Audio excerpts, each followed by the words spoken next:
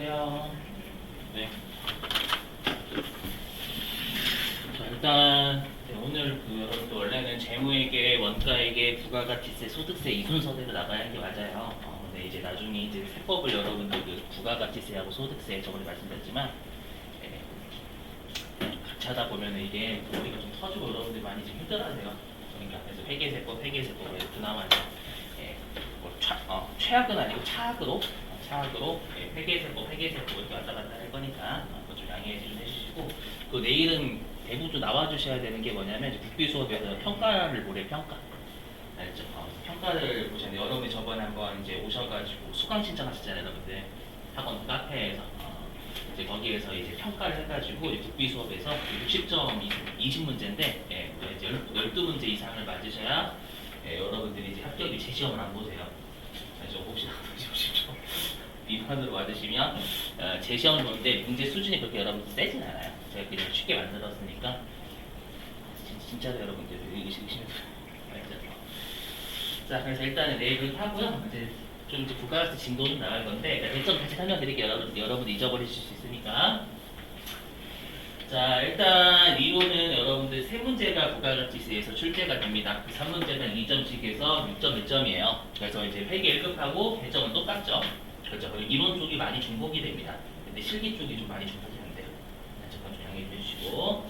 그 다음에 실기가 총 25점 배점으로 메인 매출 전표 입력은 우리가 5문제가 출제가 되고요. 한 문제당 3점씩에서 15점 배점인데 저번에도 한번 설명드렸겠지만 메인 매출 전표 입력은 회계 1급하고 거의 99%가 똑같아요.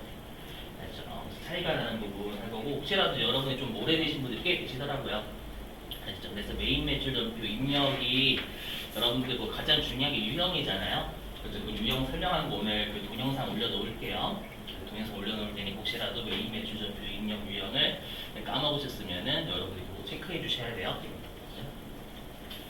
메인 매출 전표 입력 나중에 신고서 할 때 몰아서 할 겁니다, 여러분들. 아시죠?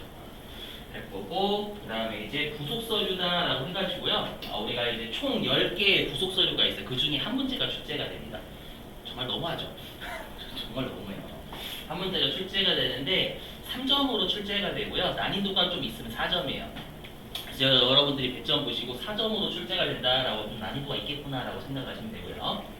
그 다음에 부가가치세 신고서가 6점에서 7점으로 신고서는 무조건 출제해요. 그렇죠. 그러다 보니까 실기는 가급적이면 여러분들이 신고서 위주로 하시는 걸 추천을 드립니다. 부속서류는 10개 중에 한 문제가 나오는데 3점밖에 안 되니까 효율성이 좀 떨어져요. 알죠? 신고서 위주로 잘 보시고, 저번에도 설명드렸지만 회계 쪽은 여러분 회계 1급하고 거의 유사해요. 우리가 주로 중점적으로 했던 건 회계 1급하고 차이가 나는 부분만 했을 거예요. 알죠? 하지만 세법은 좀 조심스럽게 말씀드리면 난이도가 2배 이상은 올라가요. 알죠? 거짓말하지 않고. 그래서 어떻게 할 거냐면 이 부속서류를 하기 위한 이론 실기 이렇게 할 거고요. 알죠? 그 다음에 신고서 이렇게 하고, 그 다음에 이제 우리가 이제 이론만 시험에 나오는 걸 몰아서 할 거예요. 그렇게 진행을 좀 하겠습니다, 여러분들. 일단 배점에 대해 설명드렸고요. 자, 하나씩 해보죠. 자, 일단 뭐부터 할 거냐면은요.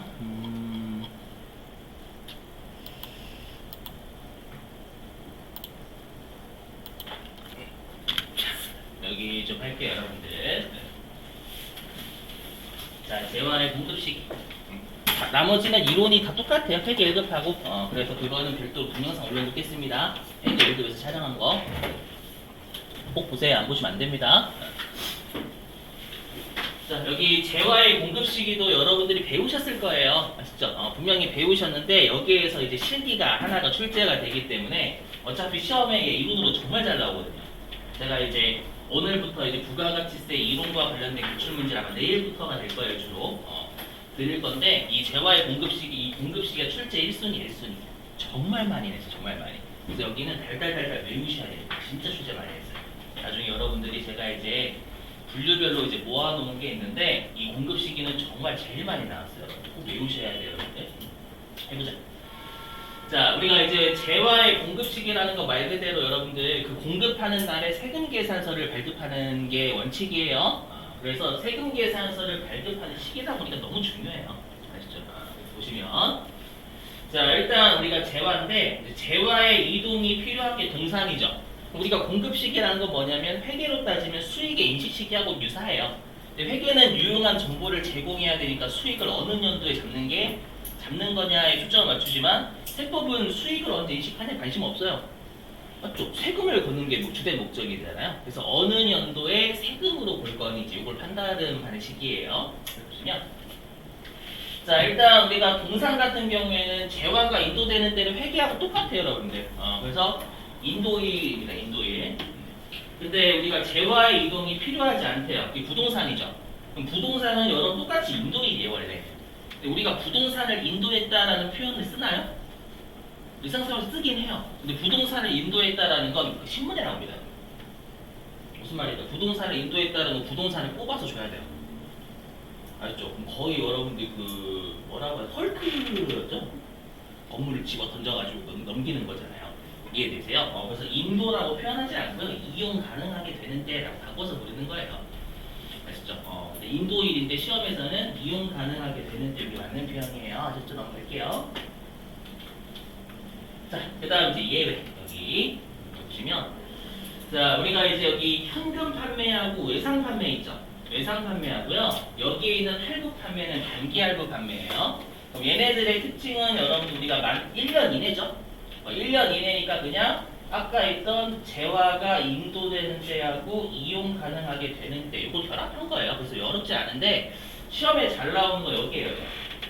여기 장기 할부, 중간 지급 조건부, 완성도 기준 이쪽입니다. 뭐냐면 자 우리가 장기 할부는 우리가 1년 이상을 장기 할부라고 하죠, 여러분들. 그리고 중간 지급 조건부는 뭐냐면 계약금, 중도금, 잔금 거래를 부가가치세에서 중간 지급 조건부라고 불러요. 그걸 얘기하는 거고. 그다음에 완성도 기준은 뭐냐면 우리가 완성된 정도에 따라서 대가를 나누어서 받는 걸 완성도 기준이라고 합니다. 대표적인 게 건선업하고 조선업이에요. 우리가 조선업 같은 경우에는 배를 다 만들었을 때 대가를 받는다라고 하면 불안해서 살겠어요, 여러분들? 맞죠? 워낙 우리가 조선 배를 만드는데 비용이 진짜 많이 들잖아요. 그렇죠? 그러다 보니까 우리가 배를 완성시키는 정도에 따라서 대가를 얼마 받을지를 상대방하고 합의를 미리 해요. 알죠? 그걸 우리가 완성도 기준이다라고 하고요. 그 다음에 계속적 공급은 뭐냐면 24시간 내내 공급하는 거 우리가 계속적 공급이라고 불러요. 그럼 대표적인 게 24시간 내내 공급하는 게 한전에서 전기 공급하는 거죠, 여러분들. 맞죠? 그 다음에 부동산 임대도 24시간 내내 하는 거예요. 그죠? 그래서 얘네들의 특징이 뭐냐면 얘네들은 좀 시기가 길어요. 그렇죠? 시기가 길고요. 그 다음에 대가가 좀 커요. 금액이 큽니다. 그렇기 때문에 얘네들은 우리가 공급 시기를 어느 한 기간으로 보게 되면 세금 폭탄 떨어져요. 그래서 나누어서 세금을 부과하겠다가 취지입니다. 근데 여러분들 세법이 왜 암기 과목이냐면 시험은 세법 문구 그대로 출제해요. 절대 계약금, 중도금, 잔금 거래 들리지 않습니다. 중간 지급 조건부다라고 시험이 내버리기 때문에 그래요. 그래서 꼭 문구 외우셔야 돼요. 그럼 얘네들의 특징은 대가가 상당하게 금액이 크고요. 그렇기 때문에 찔끔찔끔 나누어서 세금을 부과하겠다라는 논리예요. 그래서 여기 대가의 각 부분을 받기로 한 때 이게 시험에 나와요. 아시죠? 이걸 이해를 쉽게 도와보면 약정일마다 세금을 부과하겠다는 뜻이에요. 대가의 각 부분을 받기로 한 때마다 우리가 과세를 하겠다라는 건 약정할 때마다 과세를 하겠다는 뜻입니다. 그 뜻이고. 자, 그 다음에 주의하실 게 뭐냐면 여기 재화의 공급으로 보는 가공이라고 있죠. 우리 가공이 대신 만들어주는 게 가공입니다, 여러분들. 근데 예를 들어가지고 제가 만약에 옷을 만들어요. 제가 만약에 옷을 만들어주는데 그 상대방이 저한테 딸랑 뭐만 주냐면 아무것도 안 주고 저한테 옷을 만들어 달라는 거예요. 가공을 해달라는 거예요. 그럼 상대방이 아무것도 안 줬으면 저는 저의 재화를 덧대가지고 가공을 해줘야 되겠죠. 무슨 말인지 이해되시겠어요? 그래서 여기 보시면 여기 있죠. 자기가라는 건 가공해주는 사람 얘기하는 거예요. 그럼 가공해주는 사람이 자기의 주요 자재, 여기에서는 옷이죠. 그 옷감 같은 걸 일부를 부담하고 상대방한테 넘겨준 건 그건 옷이라는 완성품을 넘겨준 거예요. 물건 재화. 됐죠? 그래서 우리가 자기의 주요 자재의 일부를 부담하면 그건 완성품을 넘겨주는 거기 때문에 우리가 재화의 공급으로 봐요. 이해되세요? 나중에 뒤에서 하겠지만 우리가 내 상대방이 옷감이랑 다 대준 거예요. 옷감이랑 다 대줬으면 저는 옷을 가공만 해주면 되는 거죠. 그때는 우리가 용역으로 가요. 알죠? 아무튼 조심하실 게 뭐냐면 이 재화의 공급으로 보는 가공은 완성된 때라고 시험에 장난을 좀 쳐요. 알죠? 근데 완성된 때가 아니라 재화니까 인도하는 때라는 거 암기해 주셔야 돼요. 알죠? 자, 그 다음에 조건부 판매는 말 그대로 어느 조건을 내걸고 파는 거니까 우리가 조건을 만족하면 돼요, 여러분들. 이것만 외우시면 돼요. 자, 그 다음에 기한부 판매라는 건 말 그대로 어느 기한이 경과해야지만 파는 거니까 기한이 지나면 돼요. 여기까지 어렵지 않으시죠? 이제 실비입니다. 여기 뭐냐면 자, 우리가 무인 판매기다라는 건 자판기입니다. 자판기 같은 경우에는 자판기에서 돈을 꺼낼 때가 우리가 공급식입니다. 자, 외워주시고 이게 죄송해요. 이게 실비예요. 수출하는 재화. 뭐냐면 우리가 수출하는 재화 같은 경우에는 원칙이 외우셔야 돼. 이거는 나중에 서류도 잘 나오고 신고서에서도 잘 나와요. 아시죠? 원칙이 선적일이지 신고일이 아니에요. 여러분 수출 신고하는 날이 아니라 선적일 배에 실을 때입니다. 아시죠? 그래서 원칙은 우리가 선적일의 환율을 써요. 암기해 주시고 자, 선적일의 환율을 쓰는데 우리가 선적일의 환율이 명확하거든요. 아시죠? 그게 원칙인데 만약에 선적일 이전에 원화로 환전할 수가 있어요. 예를 들면 상대방이 나한테 물건값을 먼저 보낸 거예요. 선적하기 전에. 그럴 수 있겠죠.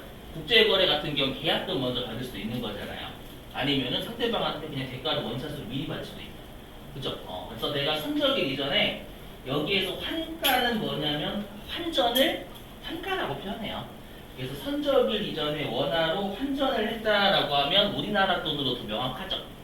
맞죠? 그래서 이때는 그 환가한 때라고 돼 있어요. 그 말은 뭐냐면 우리가 실기를 풀 때 시험에서는 선적일의 환율하고 환전일의 환율을 동시에 던져줄 거예요. 아시죠? 그러면 둘 중에 빠른 날의 환율 쓰면 된다라는 게 결론이잖아요.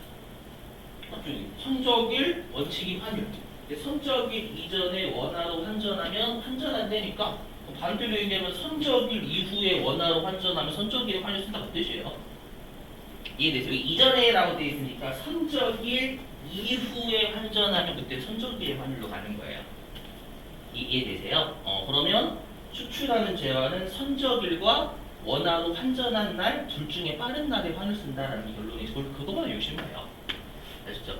그래서 이 수출하는 재화와 관련된 부속서를 이제 꼭 할 거예요. 그거는 이거 말고 계시면 돼. 둘 중에 빠른 날. 알죠? 그거 말고 계시면 쉽습니다. 진짜 쉬워요. 자, 그 다음에 수입하는 재화. 자, 우리가 수입하는 재화는 여러분들 세관장이 부가가치세를 징수하죠. 맞죠? 왜냐하면 샤넬이 여러분들 우리나라에 수출을 하면 우리나라 수입하는 거잖아요. 그럼 샤넬이 우리나라에 부가가치세를 내야 안 돼요? 아니요. 맞죠? 여러분 일본에서 만약에 여러분들한테 수입하셨으니까 세금 좀 내세요라고 하면 쌍욕할 거 아니에요, 여러분들. 일본어로. 생략? 일본어 욕은? 아시죠? 그렇기 때문에 우리가 재화의 수입에서 여러분이 중요한 게 뭐냐면 우리가 나중에 할 메인 매출 전표에서 부가가치세와 관련된 공급자는 외국 사업자 아니에요. 외국 사업자는 부가가치세를 안 내니까 우리가 세관장이 있는 세관을 거셔야 된다는 게 핵심이죠. 세관이 걷잖아 부가가치세 여러분들. 맞죠? 조심하시고. 그럼 우리가 세관장은 여러분들 부가가치세 징수하는 사람일까요? 아니에요. 세관장은 관세 징수하는 분이에요. 맞죠? 우리가 관세를 징수하게 되면 그때 부가가치세 같이 징수하는 거예요. 여러분들. 아시죠? 그럼 우리가 관세라는 건 그 수입하는 물품 같은 거 수량이라든지 뭐 킬로그램 이런 거 신고해야 되거든요. 좀 신고하면 세관장이 관세법에 따라서 적정하게 신고를 했다라는 걸 허가해 준 날이에요. 그렇죠? 그걸 뭐라고 하냐면 수입 신고 수리일이다라고 불러요. 그렇죠? 수입 신고를 관세법에 따라서 적정하게 했다라는 걸 허가해 준 날이라는 뜻이에요. 아셨죠? 이제 넘어갈게요. 그러면 이제 우리가 지금 할 실기는 뭐냐면 요 수출하는 재화의 공급시기와 관련되어 있는 실기입니다. 자, 보시죠. 자, 여기 수출 실적 명세서라고 있죠, 여러분들. 이게 뭐냐면 우리가 외국으로의 수출이 있죠. 우리가 꼭 외국으로의 수출이 직수출뿐만 아니라 외국에서 건설업 해주는 것도 여러분들 우리가 외국으로의 수출이 해당되잖아요. 그래서 외국으로의 수출을 할 때 작성하는 서식이 여기 있는 수출 실적 명세서입니다. 알죠? 어떻게 작성을 하냐? 외워주셔야 돼요. 쉬워요. 자, 어떻게 하시냐면 일단 그 부가가치세 여러분들이 실기를 하시기 위해서 날짜를 알고 계셔야 되거든요. 조심스럽게 질문해 볼게요. 많이 조심스러워요. 자, 여러분 1기 예정 신고 기간이 몇 월부터 몇 월이죠? 그렇죠. 1월부터 3월 5일. 알고 계시는 건 다행이다. 1기 과세 기간 1월부터 6월. 지금 아까 첫 번째 대답은 자신 있으셨는데 두 번째 대답은 지금 듣도자가 흔들리셨어. 막 이렇게 떨리셨어. 과세 기간 6개월이에요, 여러분들. 이거 나중에 알고 계시긴 해야 돼요. 저 지금 펜을 드셨어? 지금 어떡하지? 네. 자, 밑줄 좀 칠게요, 여러분들. 그래서 워낙 중요해가지고 날짜 입력을 못하시면 이게 틀려요. 무조건 틀리기 때문에 어디로 가주시냐면 처음엔 이걸 안 했어. 근데 여러분 많이 이게 까먹으셨더라고. 자, 어디냐면 237. 자, 237페이지.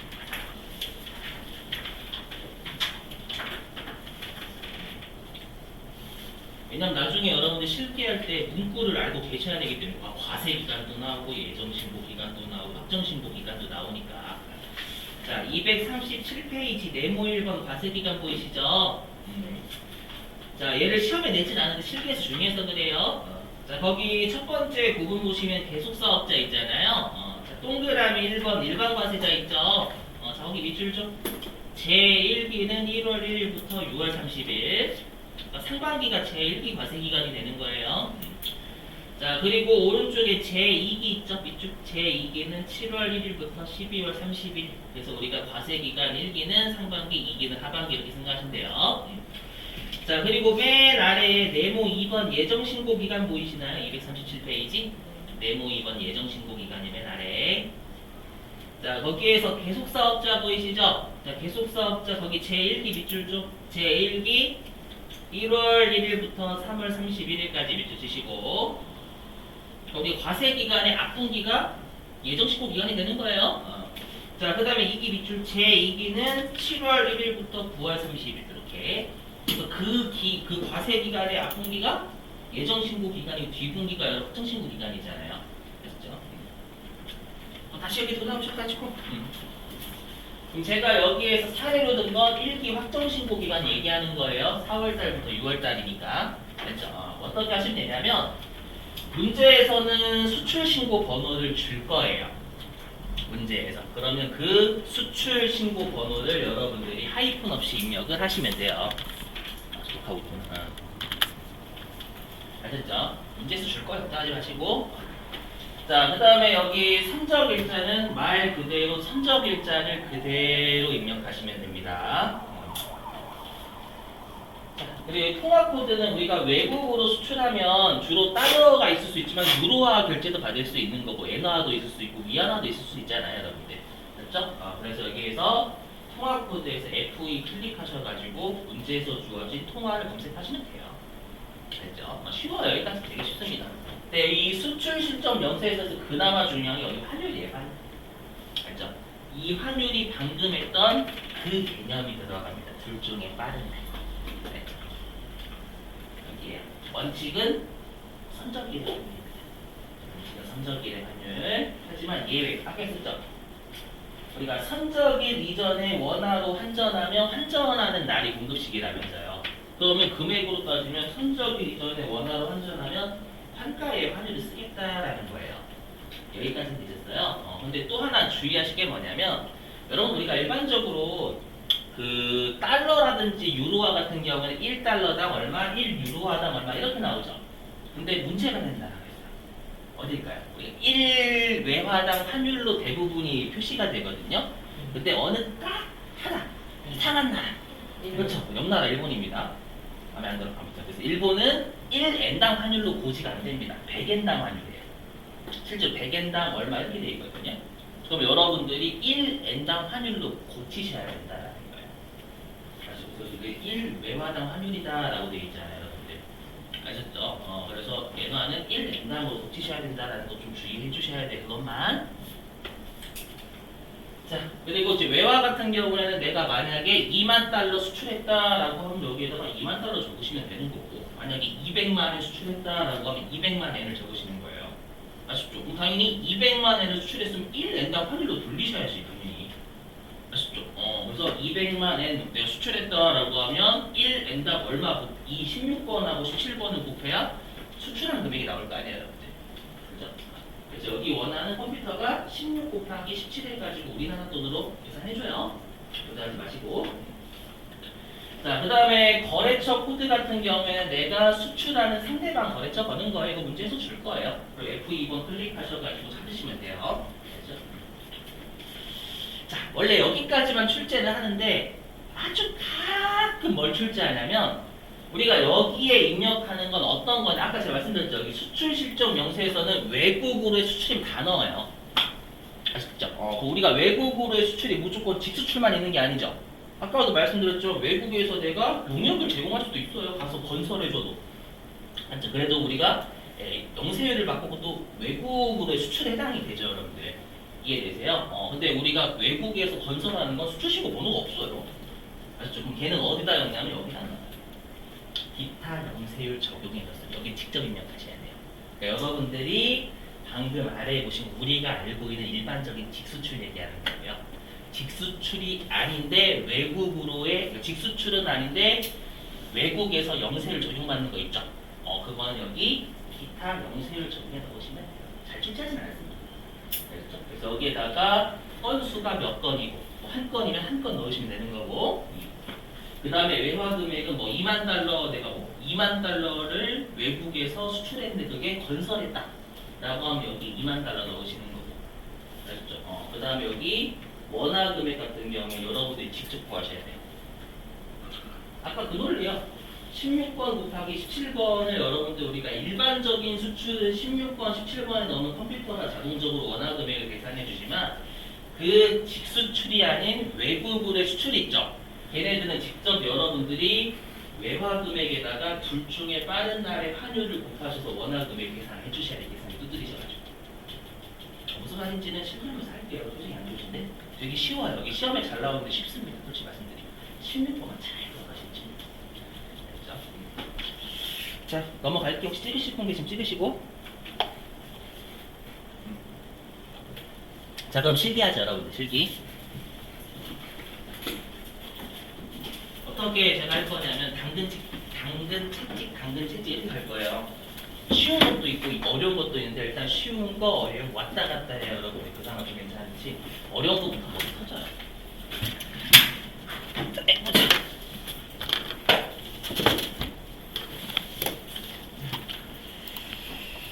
자, 교재는 어디를 펴주시냐면 507페이지입니다.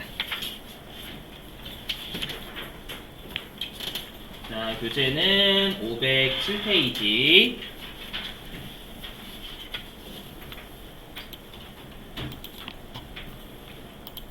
자, 507페이지 보시면 거기 수출 실적 명세서라고 1번 보이세요, 여러분들? 거기에 별표 좀 치시고.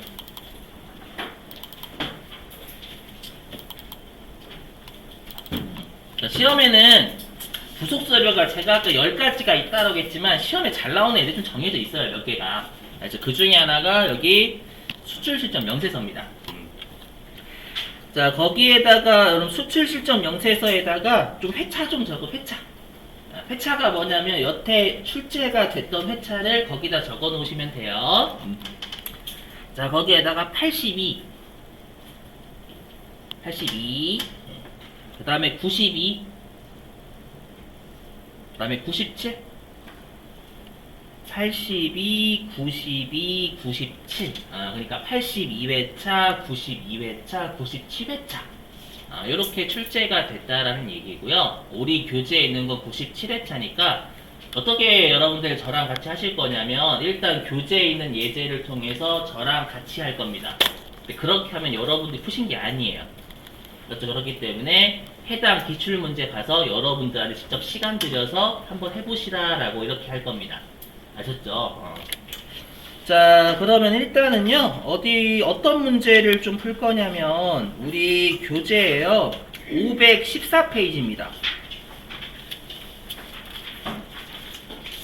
자, 우리 교재 514페이지입니다요. 우리 교재 514페이지에 맨 위에 보시면 2번 있죠. 2번이 실제 기출문제를 저자분이 약간 변형시키신 거예요. 유사합니다. 자, 514페이지에 2번 할 겁니다. 2번. 자, 거기 회사 2500번 보이시죠, 여러분들? 회사 2500번으로 들어가 주시고요.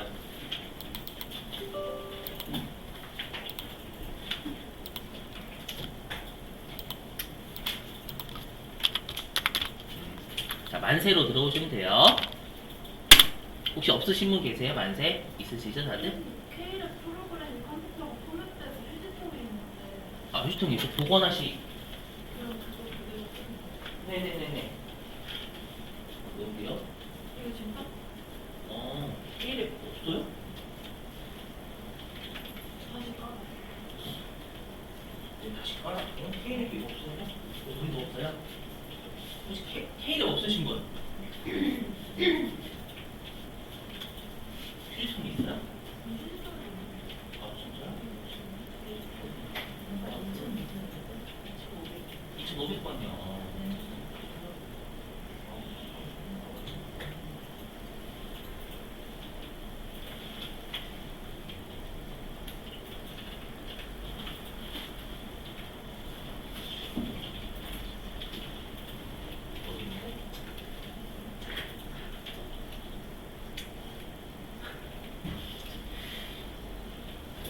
여기 있어요. 여기.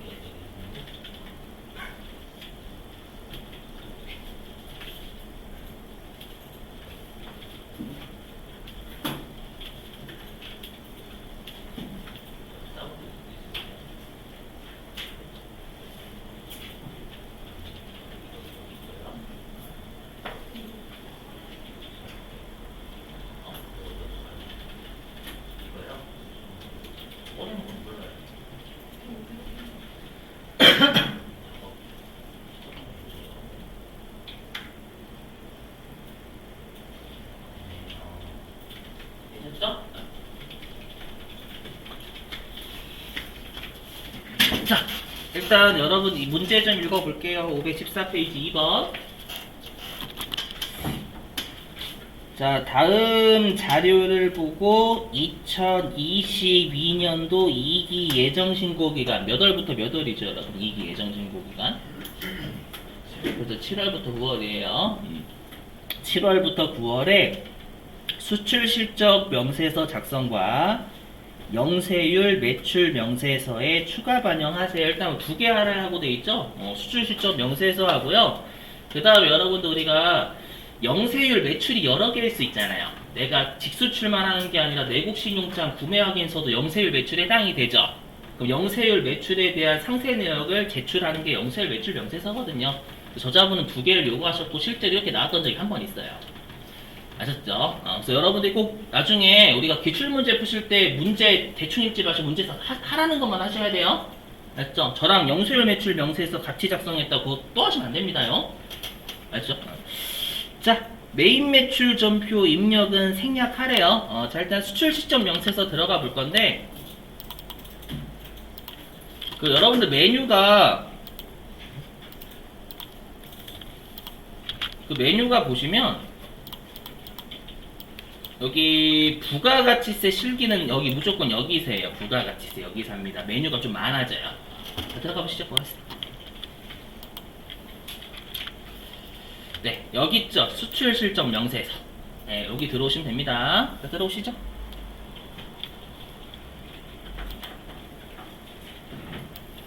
자, 일단 조회 기간은 7월부터 9월이죠. 네, 7월부터 9월 하시고 자, 거기 희로 상사부터 먼저 할게요. 희로 상사 한번 해석해 보자, 여러분들. 자, 거기 희로 상사의 수출 신고 번호 있죠? 이거 하이픈 없이 숫자 입력하시면 되는데, 거기 끝에 있는 X 있죠, X. 그 X가 입력하지 말라는 뜻이 아니라 대문자 X예요, 그냥. 아셨죠? 이거 대문자 X로 입력하시면 돼요. 자, 그리고 선적일이 보니까 8월 20일 날 선적했는데 환전은 그 전에 했죠? 그러면 어느 날에 환율 써야 될까요, 여러분들? 네? 그렇죠. 환가일에 환율 쓰시면 돼요. 그것만 챙기시면 됩니다. 자, 그 다음에 통화는 USD라고 F2번 누르셔서 검색하시면 되고요. 그 다음에 수출액은 20만 달러고, 그러면 환전일의 환율인 950원 쓰면 되잖아요. 이게 끝이에요. 아시죠? 진짜 쉽습니다. 자, 해보죠. 자, 수출 신고 번호는 하이픈 없이 숫자만 입력하시면 돼요. 대문자랑. 자, 130 41 20 044 589X. 이거는 좀 조심하실 게, 여기 14번은 둘 중에 빠른 날 쓰는 게 아니라 리얼 선적일자 쓰셔야 됩니다. 리얼 선적일자. 이름이 선적일자 그냥 여기는. 그럼 2022년도 8월 20일자 적으란 얘기예요. 08월 20일 적으란 얘기고, 그 다음 우리 항상 코드라는 말 붙으면 F2번 습관적으로 누르셔야 됩니다요. F2번 누르시면 거기 USD라고 있죠. 요거 미국 통화 되겠죠. 그래서 방법은 두 가지인데요. 뭐냐면 USD라고 치셔도 되고요. 아니면 여기다가 나라 이름 검색하셔도 돼요. 미국이라고 치셔도 뜹니다. 아셨죠? 그건 여러분 선택사항입니다요. 자, 됐고, 그 다음에 이제 환율인데, 우리가 미국 통화는 1달러당이니까 뭐 950원 쓰면 되겠죠. 둘 중에 빠른 날. 환전일이 빠르잖아요, 여러분들. 선적일보다. 그죠? 그럼 환전일의 환율인 달러당 950원 쓰시면 되는 거예요. 이해되시겠나요? 무슨 말인지?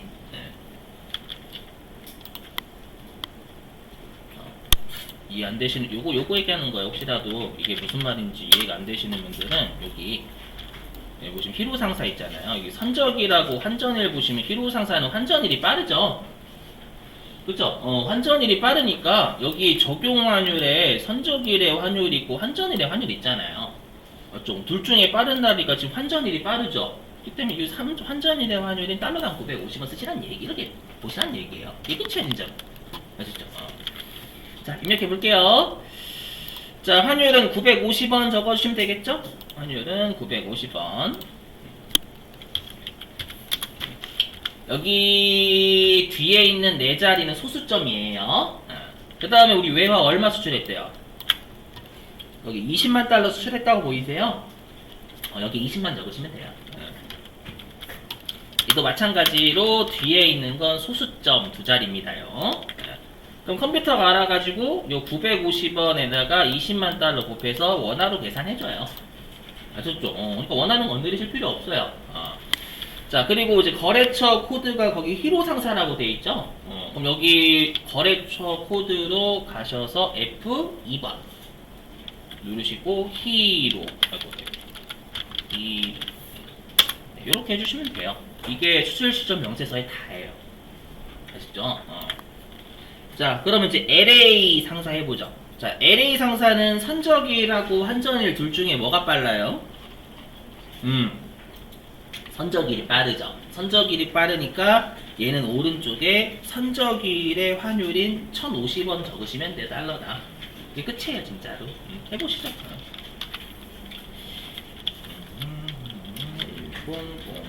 1001460 2022년 8월 22일 환율은 1050원 10만 달러. 저 LA 상사. 어렵지 않으시죠? 여러분들? 괜찮아요. 진짜 쉬워요. 이렇게 하시면 되겠고. 자, 그 다음에 킹덤 상사인데 거기 JPY 보이시죠? 일본 통화니까 일본 통화는 좀 여러분들이 유념을 해주세요. 자, 일본 통화. 자, 1306425147041X고요. 그 다음에 선적일자. 얘는 환전을 안 했죠? 그죠? 환전 안 했으니까 선적일자 환율 쓰시면 되는 거예요. 자, 2022년 9월 17일. 통화는 일본 거. 그 환율은 거기 보시죠. 100엔당 950원이잖아요, 여러분들. 9.5가 되겠죠, 1엔당은. 950 나누기 100 하시면 1엔당 나오겠죠, 여러분들. 9.5, 9.5. 그 다음에 100만엔. 그래야 9.5 이렇게 해야 여러분들 950원 나오고 950만원 나오겠죠. 거래처는 킹덤 상사. 네, 이렇게 하면 여러분들이 일반적으로 3점 받아가시는 거예요. 그렇죠? 이거는 3점으로 아마 출제가 될 거예요. 여기까지는 되셨어요. 자, 그럼 이제 위에 여기 들어오죠. 3건?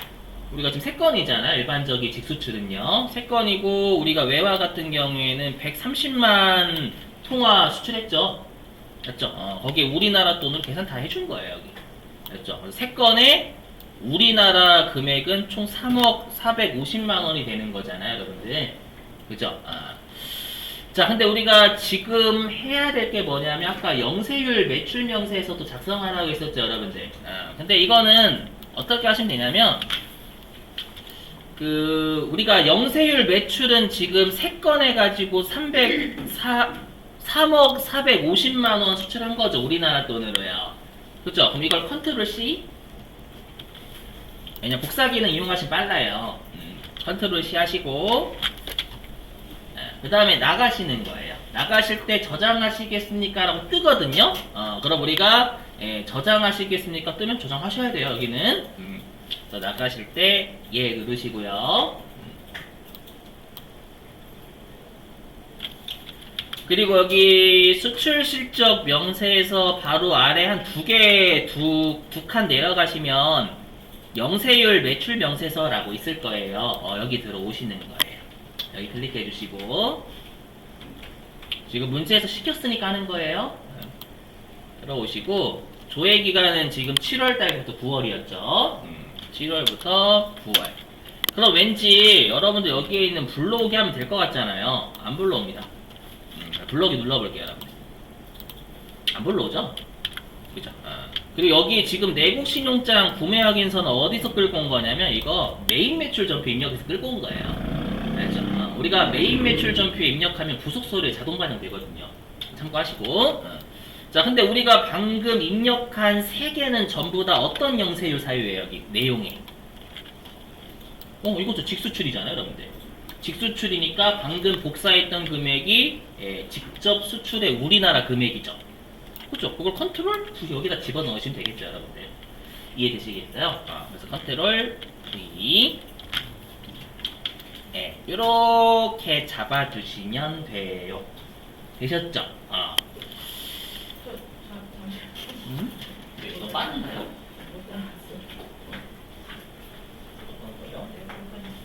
네, 여기 있는 거 복사하셔가지고 이게 이제 영세율 매출이잖아요. 네.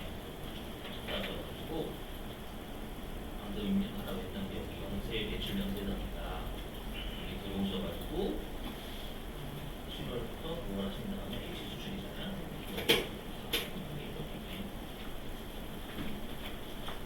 네, 그리고 나오시면 되세요. 예, 그렇게 되시겠죠? 근데 전 앞으로 어떻게 할 거냐면 지금은 뭐 부가가치세 신고서 작성하라는 문제는 없죠, 여러분들. 근데 우리가 신고서가 가장 중요하단 말이에요. 그래서 어떻게 할 거냐면 신고서랑 같이 연결을 시킬 거예요. 아시죠? 자, 그럼 부가가치세 신고서 좀 들어오실래요? 여기 부가가치세 신고서 여기 들어오세요. 부속 서류 나올 때마다 하나하나씩 할 거예요.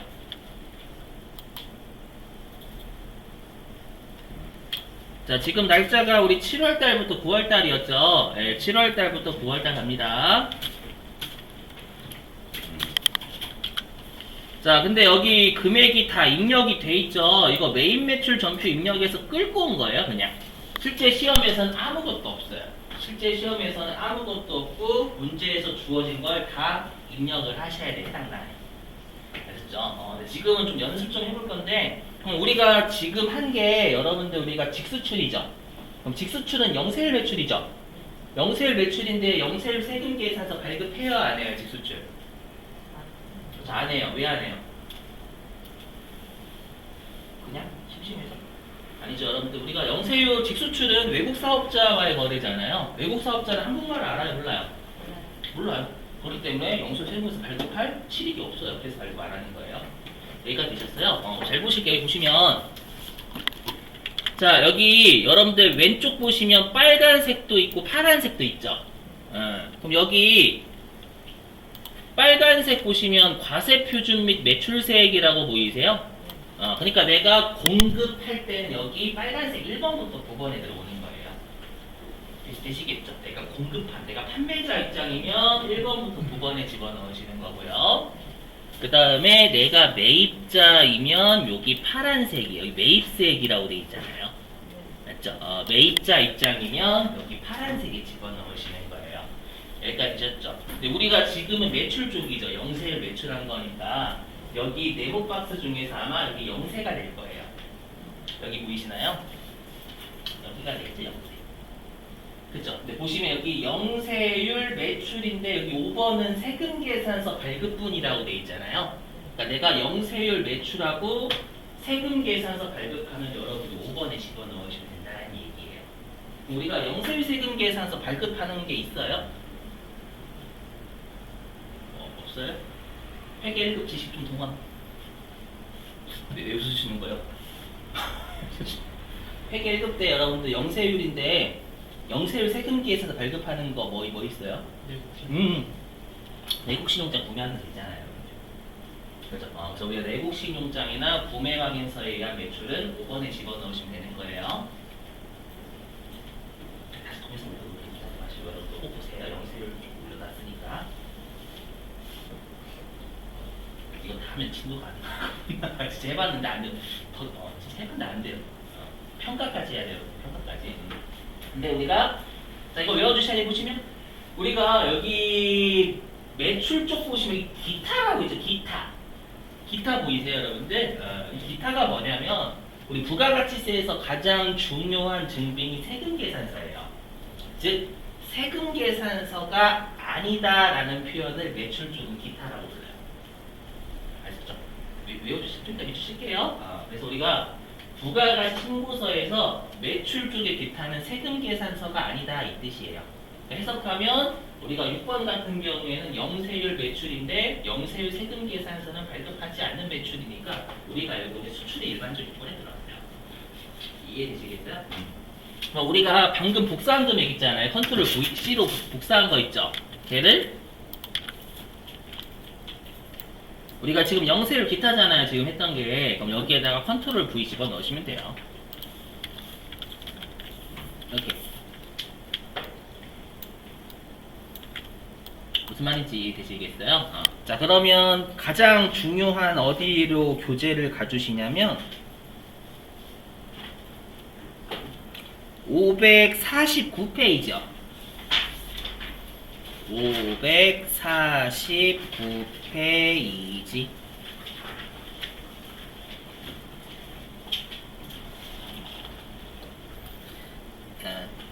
자, 우리가 지금 뭐를 하는 거냐면 548페이지 제목 보시면 가장 중요한 부가가치세 신고 및 가산세라고 있죠. 요게 가장 압도적으로 중요해요, 여러분들. 그래서 여기는 아예 그냥 접어놓으시거나 하세요, 여러분들. 아셨죠? 자, 그럼 우리는 이제 549페이지 오시고요. 그 549페이지는 맨 위에 제목 보시면 과세표준 및 매출세액이다 라고 되어 있죠. 그러니까 매출 쪽이에요. 네모 1번은. 자, 거기에서 혹시 여러분들 한 영세율 기타라고 한 6번째 칸 보이시나요? 영세율 기타? 보이세요? 영세율 기타? 자, 그 영세율 기타는요, 동그라미 1번 일단 첫 번째 줄 밑줄 좀 치실게요. 자, 영세율 재화 용역을 공급하는 경우로 세금 계산서를 발급하지 않는 거래를 여기다 집어넣는다는 얘기예요. 되시겠죠? 그리고 미리 할 건데 거기 두 번째 줄에 보시면 유형 16번 수출 보이세요? 밑줄 좀. 유형 16번 수출. 자, 그 다음에 다섯 번째 칸에 죄송해요. 다섯 번째 칸에 영세 세금 계산서 발급분 보이시나요? 다섯 번째 칸에 영세 세금 계산서 발급분. 자, 동그라미 1번에 유형 12번 영세까지 밑줄입니다. 자, 영세 0% 세금 계산서 발급이고요. 유형은 12번 영세 밑줄 치시고. 그래서 혹시라도 그 메인 지금 제가 밑줄 친 유형 12번 영세가 메인 매출 전표 입력 유형이에요. 그래서 오래되신 분들은 오늘 꼭 제가 메인 매출 전표 입력 유형 설명한 거 있잖아요. 그 동영상 첨부해 놓을 거니까 댓글란에다 꼭 보세요. 아시죠? 이 12번 영세가 영세율 세금 계산서의 줄임말이거든요. 아시죠? 외우시고. 자, 됐어요. 자, 맞다. 여러분들 간다고 했죠? 자, 이제 어디로 가주시냐면 여러분들이 한 문제 푸신다고 했었잖아요. 자, 교재는 707페이지. 자, 교재 707페이지입니다.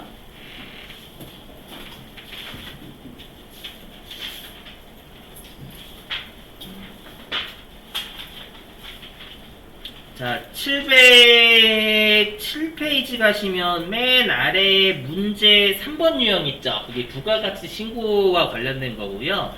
거기에서 1번이에요, 1번. 맞죠? 1번인데, 회사는 어떻게 하시면 되냐면, 회사는 우리가 지금 문제가 97회잖아요.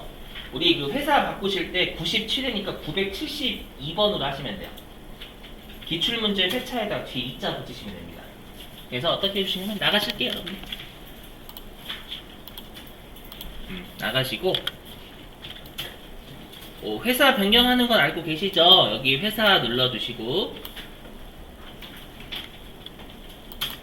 여기에서 972번 우리 뒤에 2자 붙이시면 돼요. 회차가 97회차니까 97하고 뒤에 2자 붙이시면 됩니다. 여러분들 혹시라도 빨리 하실 분들은요. 네, 여기 들어오셔가지고요 972번 금성전자라고 있을 거예요. 그 문제 3번에 1번 유형 해주시면 돼요. 707페이지.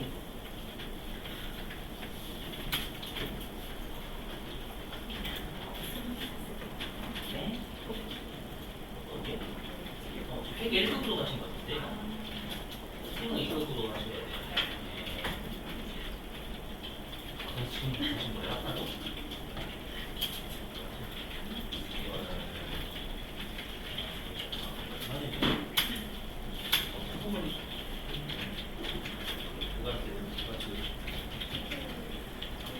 네.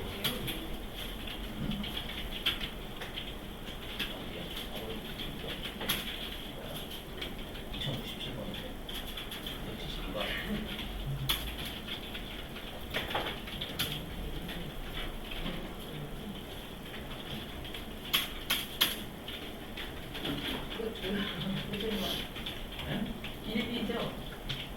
네, 뭐 걱정이신 거기가 그냥 누르시면 돼요. 네, 하셔도 돼요. 아니, 안 해도 돼. 네, 그죠. 네, 빨간색이에요. 빨간색이 잘못하시고.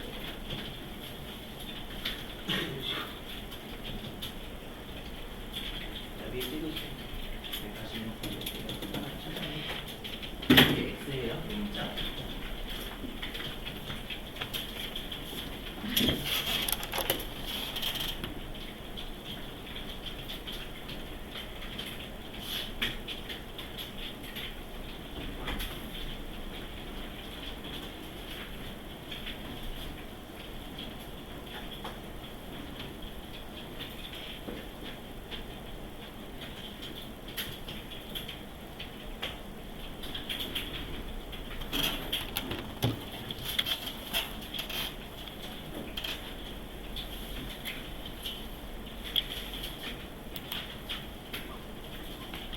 문제 꼭 제대로 읽고 하셔야 돼요. 문제에서 요구하는 것만 입력해 주셔야 됩니다.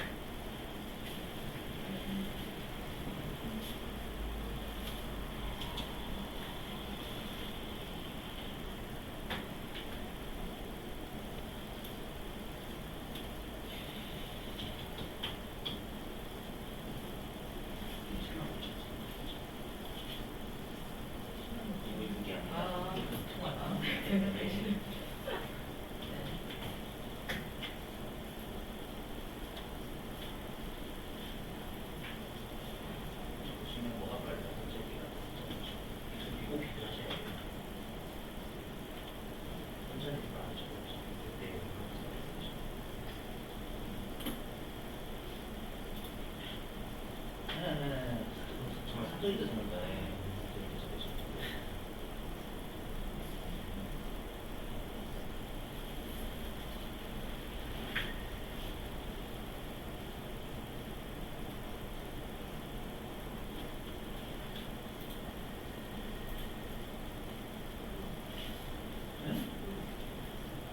달러당 1,080원이잖아요. 달러는 1달러당 얼마죠? 가져보시면 되겠죠. 아까는 100엔당 1엔당 지금.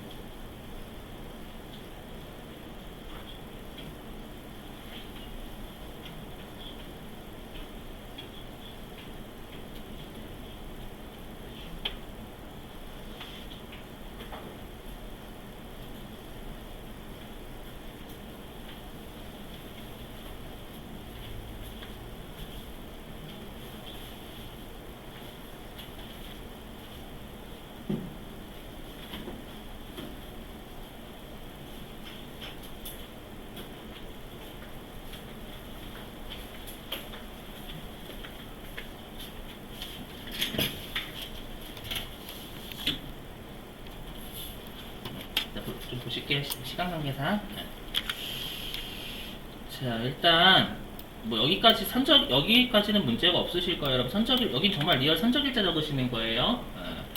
그러면 우리가 이제 그 일본 같은 경우에는 선적일이 더 빠르니까 선적일의 환을 쓰시면 되는데 100엔당 994원이잖아요. 그럼 1엔당은 여기 9.94원이 되는 거예요. 이해되셨어요? 9.94원 하시고 30만 엔 입력하시면 되겠죠. 그 다음에 미국 같은 경우에는 환가일이 더 빠르죠, 여러분들. 선적일보다 환가일이 빠르니까 환가일의 환율인 1,080원 적어주시면 되는 거고요. 6만 달러 적으시면 되겠죠, 여기다가. 자, 그 다음에 영국 같은 경우에는 선적일이 더 빠르죠. 선적일이 더 빠르니까 여기에 선적일의 환율인 1,110원 적어주시면 되고요. 얼마 수출했냐면 75,000 그 유로화 수출했죠, 여러분들. 그 영국 거. 자, 이렇게 적으시면 돼요. 그래서 여기 수출 시험에 있어서 그게 어렵지 않아요. 그렇죠? 문제에선 얘만 하라고 했으니까 얘만 작성해 주시면 됩니다. 되시겠죠? 자, 10분 쉬셨다가요. 10시 40분에 2교시 이어서 하겠습니다. 10분 쉬시죠.